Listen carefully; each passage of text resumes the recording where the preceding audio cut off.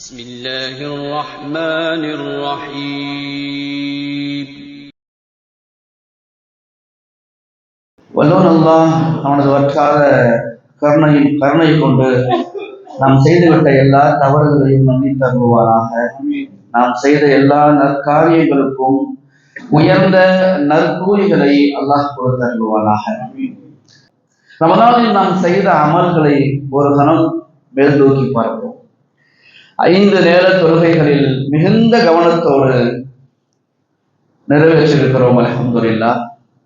தராவீஹ் தொடங்கி தஹஜ்ஜத், நஃபிலான இபாதத்துகள், முன்பின் சுன்னத்துகளில் கவனம் செலுத்தியிருக்கிறோம். நோன்பாளிகளுக்கு அவர்களை கண்ணியப்படுத்த, உபசரிக்க, அவர்களுக்காக நிறைய நற்காரியங்களை உடல் உழைப்பால், செல்வ செழிப்பால் கொடுத்து உதவி செய்திருக்கிறோம். சதகாக்கள், ஜகாத்துகள், தான தர்மங்களை ஏழை எளிய மக்களுக்கு நம்மால் முடிந்த அளவு வாரி கொடுத்து நன்மைகளை சேகரித்து வைத்திருக்கிறோம். மஸ்ஜிதுடைய இமாம்களுக்கு, ஹாஃபிஸ்களுக்கு, முஅத்தின்களுக்கு நம்மால் முடிந்த அளவு அன்பளிப்புகளை கொடுத்து அரவணைத்து ஆற தழுவி துஆவிற்காக வேண்டியிருக்கிறோம். அதிலும் நமது பள்ளியில் கொடுத்த, எனக்கு கொடுத்த அன்பளிப்பு அல்லாஹ் அக்பர். அல்லாஹ் காலம் முழுக்க அந்த அன்பளிப்பு கொடுத்த எல்லோருக்கும், அதை பெற்றுக் கொடுத்த எல்லோருக்கும் வளமான வாழ்க்கையை தருவானாக. குர்ஆன் ஓதுவது, விக்ர் செய்தது, ஸலவாத் ஓதியது, இப்படி அடுக்கிக் கொண்டே போகலாம். இன்னும் நிறைய அமல்கள் இந்த வருஷம் நம்ம பள்ளிவாசல்ல சிறு சிறு பிள்ளைகள் தொட்டு வயதில் மூத்தவர்கள் வரை, நமது வழிகாட்டிகள் வரை அல்லாஹ்வுடைய அருளால் இத்காஃப் வந்திருக்கிறோம். அல்ஹம்துலில்லாஹ். எல்லாவற்றுக்கும் மேலா இந்த 30 நாளும் பாவங்களை விட்டு விலகி நின்றிருக்கிறோம். பாவம்னு தெரிஞ்சிச்சா, ஞாபகம் வந்துச்சுன்னா உடனே அதற்காக தௌபா அல்லது அதை விட்டு விலகி நின்றிருக்கிறோம்.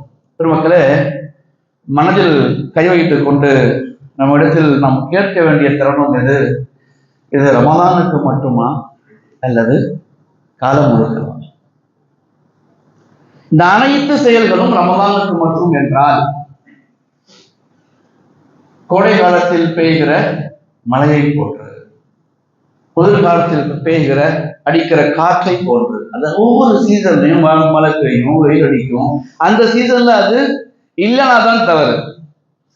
மழை காலத்துல மழை இல்லைன்னா தான் நமக்கு கஷ்டம், சிரமமா இருக்கும். குளிர் காலத்துல குளிர் இல்லைன்னா தான் சிரமமா இருக்கும். அல்லாஹ் அதை அப்படித்தான் அமைத்து கொடுத்திருக்கிறான். அது மாதிரி இல்லாமல் காலம் முழுக்க இதை நாம் தொடர வேண்டும் என்ற உறுதியான எண்ணமும் வேண்டும், அதற்கான முயற்சியும் வேண்டும், அல்லாஹ்விடத்தில் பிரார்த்தனையும் வேண்டும்.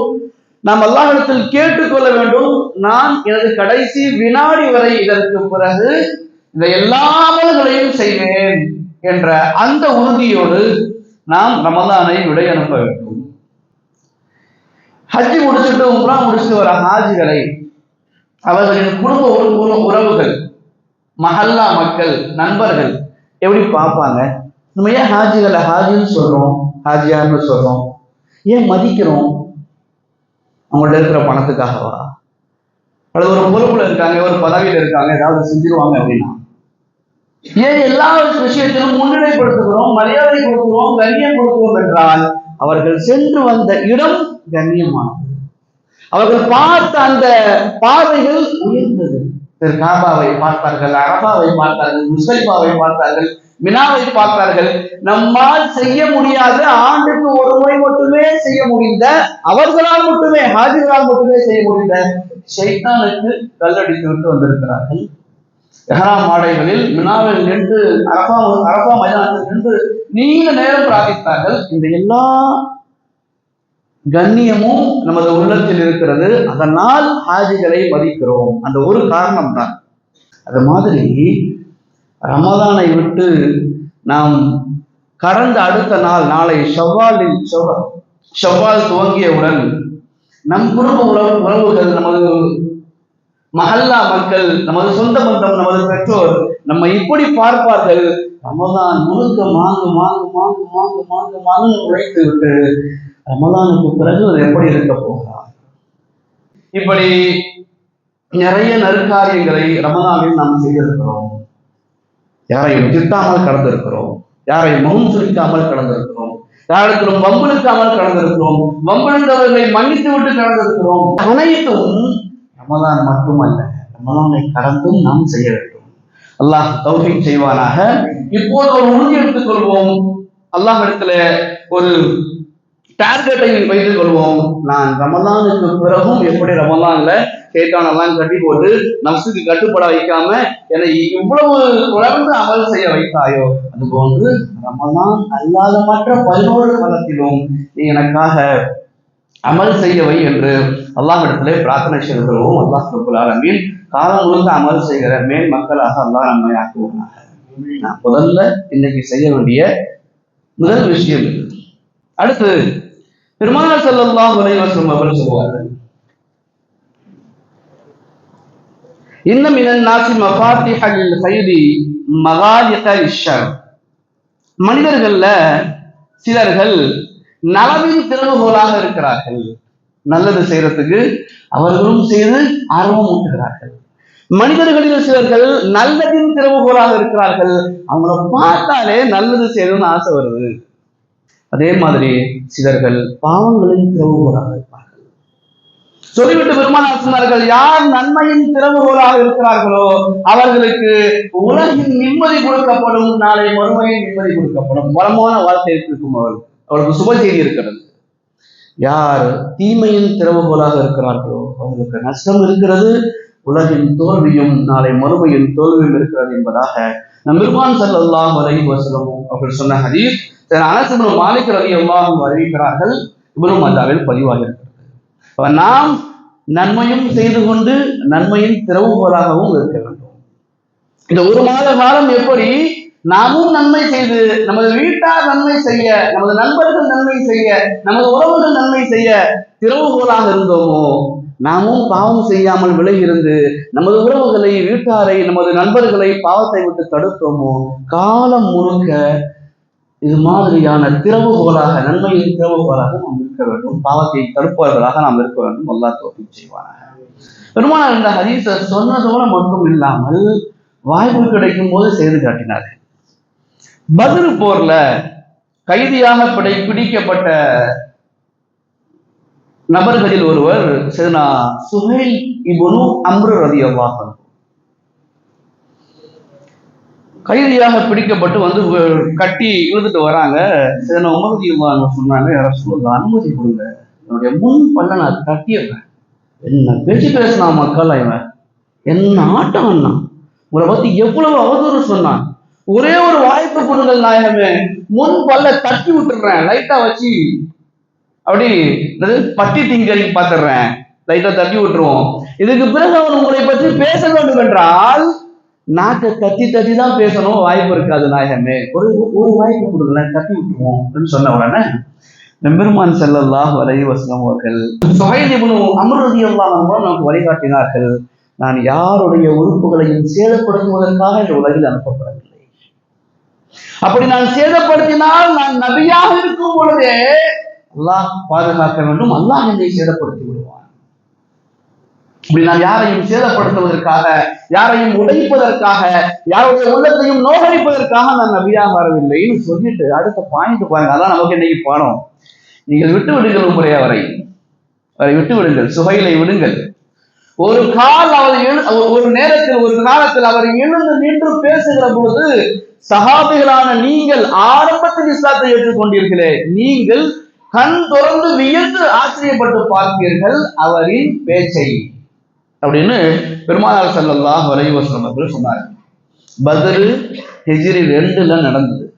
விட்டுட்டாங்க, பிணையம் கொடுத்து விட்டு நாட்டுக்கு போயாச்சு, மக்காவிற்கு போயாச்சு. ஹிஜ்ரி 3, 4, 5, 6, 7 வரை இஸ்லாத்தை ஏற்றுக்கொள்ளவில்லை. ஃபத்ஹே மக்காவிற்கு பிறகு சுஹைல் ரலியல்லாஹு அன்ஹு இஸ்லாத்தை ஏற்றுக்கொண்டார்கள். அப்ப இந்த 6 ஆண்டு அல்லது 7 ஆண்டு அவருடைய திரும்பவும் பணி நபியை திட்டுவது, இஸ்லாத்தை தூண்டுவது, சஹாபிகளுக்கு துணை கொடுப்பது. அதற்கு பிறகு பெருமான் ஸல்லல்லாஹு அலைஹி வஸல்லம் வார்த்தை படித்தது, இஸ்லாத்தை ஏற்றுக்கொண்டார்கள். சுஹைல் ரலியல்லாஹு அன்ஹு, சுஹைல் இப்னு அம்ர் ரலியல்லாஹு அன்ஹு. ஒவ்வொரு நிகழ்வும் நாம் கேட்கிற பொழுது, வாசிக்கிற பொழுது, பேசுகிற பொழுது அதில் இருக்கிற நல்லதை நம் வாழ்க்கையில் கொண்டு வர முயற்சி செய்ய வேண்டும். வல்லோன் அல்லாஹ் தௌஃபீக் செய்வானாக.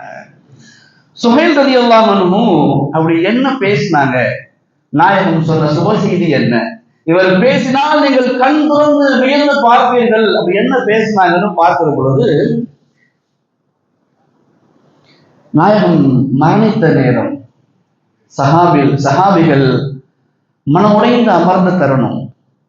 சுஹைல் ரலியல்லாஹு தஆலா அன்ஹு என்ன சொல்லியிருந்தாங்க, முஸ்லிம்களே, கடைசியாக இஸ்லாத்தை ஏற்றுக்கொண்ட முஸ்லிம்களே, பெருமானார் ஸல்லல்லாஹு அவர் சொன்ன இந்த வார்த்தை தான். பெருமானார் ஸல்லல்லாஹு அலைஹி வஸல்லம் அவர்கள் மரணித்த பிறகு அவர்களின் மரணத்தை வைத்து நீங்கள் இஸ்லாத்தை விட்டு வெளியேற சென்று நரகை அடைய இருக்கிறீர்களா?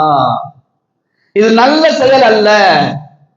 நம் நாயகம் இதை நமக்கு கற்றுத்தரவில்லை. பெருமானாருடைய மரணம் நமக்கு சொர்க்கத்தை கொடுக்க வேண்டும். தயவு கூர்ந்து யாரும் இஸ்லாத்தை விட்டு வெளியேறி நரகம் சென்று விடாதீர்கள் அப்படின்னு சொல்லி அந்த நேரத்தில் நிகழ்த்திய அந்த உரை நிறைய முஸ்லிம்களை இஸ்லாத்தில் தரிபட செய்தது என்பதாக நம் வரலாறு பார்க்கிறோம்.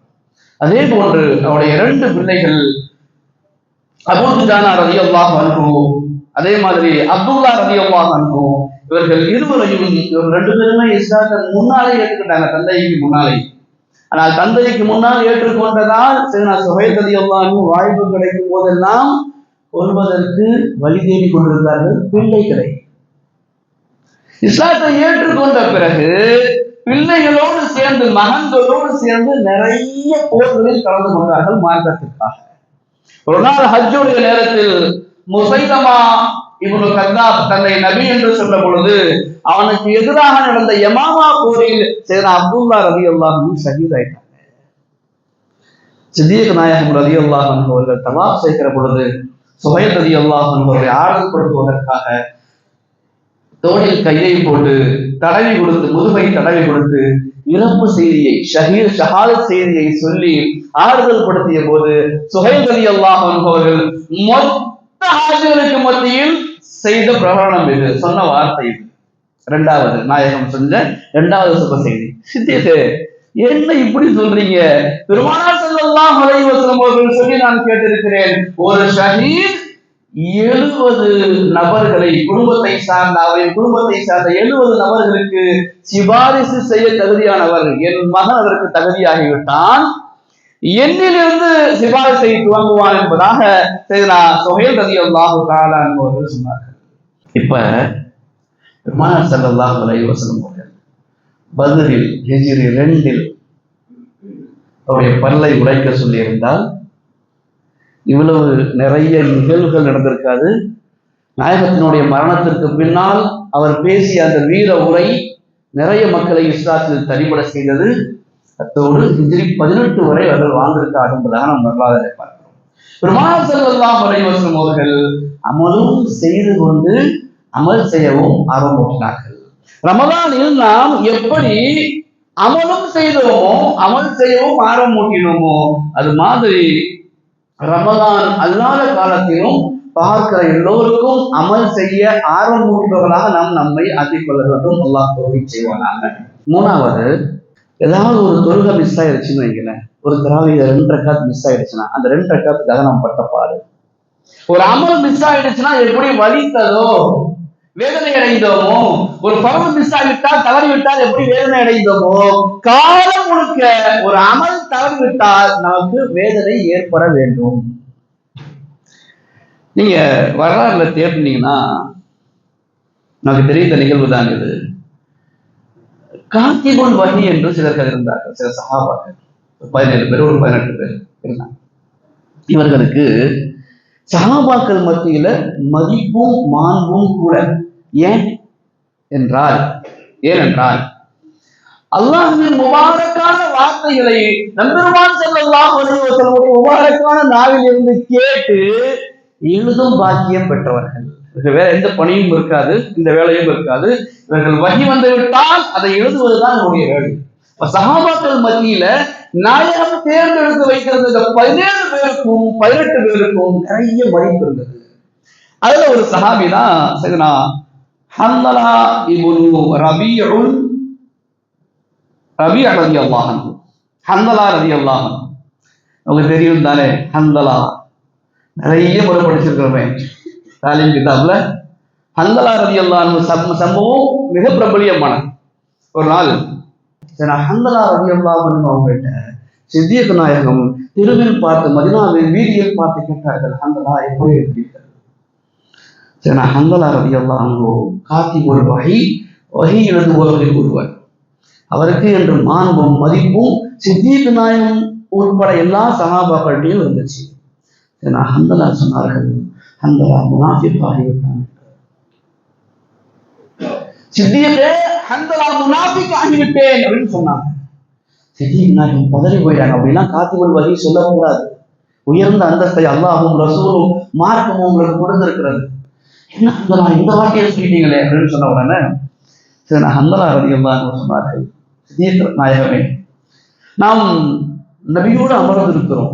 அப்படி அமர்ந்திருக்கும் பொழுது பெருமானார் அல்லாஹ்வை பற்றி பேசுகிறார்கள். அல்லாஹ்வுடைய வஹி வருகிறது, நாம் பார்க்கிறோம். சொர்க்கத்தை பற்றி சொல்கிறார்கள், நரகத்தை பற்றி பேசுகிறார்கள்.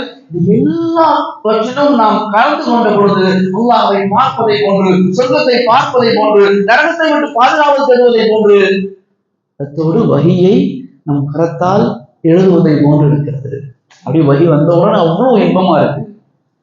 முடிஞ்சு வீட்டுக்கு போறோம், மனைவியை பார்க்கிறோம், அது வேணும் இது வேணும், அப்படி இல்லை இப்படி இல்லை அது இல்லை இது இல்லைன்னு மனைவி சொல்றாங்க. அந்த வேலையில் ஈடுபடுகிறோம். பிள்ளைகளை தூக்கி கொஞ்சுகிறோம், பிள்ளைகள்கிட்ட பேசுறோம். பிள்ளைகள் வந்துட்டா எல்லாத்தையும் மறந்துடுறோம். இப்படி சொல்லிவிட்டு இது 2 வேடமா இல்லையா? இது நயவஞ்சகம் தானே.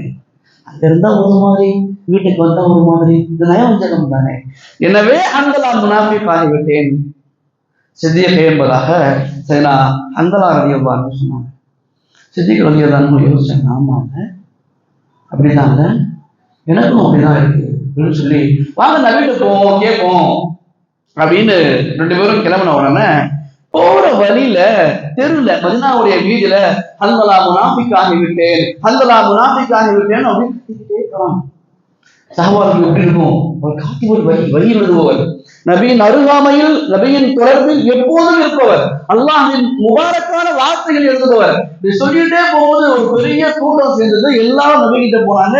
இவர் சொல்வதை பார்த்து பெருமானார் அதிர்ந்து போனார்கள். ஹன்தலா என்ன சொல்றீங்க அப்படின்னா, இல்ல என்ன ஆயிடுச்சு சொல்லுங்க அப்படின்னு சொன்ன உடனே இதே நிலையை பெருமான் ஸல்லல்லாஹு அலைஹி வஸல்லம் இடத்திலே ஹன்தலா ரலியல்லாஹு தஆலா அவர்கள் எடுத்து சொன்ன பொழுது பெருமானார் சொன்னார்கள், ஹன்தலாவே, என்கிட்ட இருக்கிற மாதிரியே நீங்க எப்பவும் இருந்தால், எல்லா நிலையிலும் இருந்தால், உங்கள் படுக்கையில், உங்கள் இருப்பில், உங்கள் உறக்கத்தில் உங்களுக்கு மலக்குகள் முசாஃபஹா செய்வார்கள். உங்க படுக்கையில, உங்க இருக்கையில, நீங்கள் பேசுகிற பொழுது, நடக்கிற பொழுது இந்த நிலையில இருந்தால், எப்போதும் ஒரே மாதிரி சொர்க்கத்தை பார்த்து கொண்டு, நரகத்தை பார்த்து கொண்டு, அல்லாஹ்வுடைய வஹியை எழுதி கொண்டு, அல்லாஹ்வை பார்ப்பதை போன்ற பீலிங்கில் இருந்தால், எண்ணத்தில் இருந்தால், உங்களிடத்தில் மலக்குகள் முசாஃபஹா செய்வார்கள். ஆனால் வாழ்க்கை அப்படி இல்லை. ஹன்தலா பள்ளிவாசலில் இருக்கும் பொழுது, அல்லாஹ்வை ரசூலை பற்றி பேசுகிற பொழுது அப்படியே உணர்வு ஏற்படும். ஆனால் வெளியே கால் எடுத்து வைத்தவுடன், உலகத்தை பார்த்தவுடன் மாறிவிடும். இதுதான் மனித நிலை என்பதாக, இது நீ பார்க்கும் நயவஞ்சகத்தனம் இல்லை என்பதாக நபிகள் ஸல்லல்லாஹு அலைஹி வஸல்லம் அவர்கள் சொல்லிவிட்டார்கள்.